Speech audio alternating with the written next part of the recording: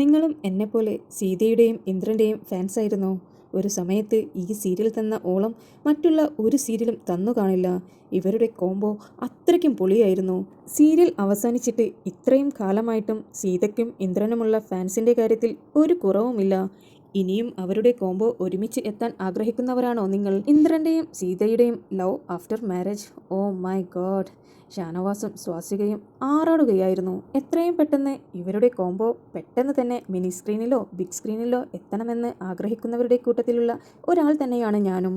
ഞാൻ അങ്ങനെ വലിയ സീരിയൽ ഫാൻ ഒന്നുമല്ല, പക്ഷേ ഇവരുടെ ഈ സീരിയൽ എനിക്ക് ഒത്തിരി ഇഷ്ടമായിരുന്നു. ഇപ്പോഴും യൂട്യൂബിൽ ഇതിൻ്റെ ഓരോ ക്ലിപ്പിങ്സ് വരുമ്പോൾ അത് കണ്ടിരുന്നു പോകും. അത്രമാത്രമായിരുന്നു എനിക്ക് ഈ സീരിയൽ പ്രിയപ്പെട്ടത്. എന്താണ് നിങ്ങളുടെ അഭിപ്രായം? താഴെ കമൻ്റായി പറയുക.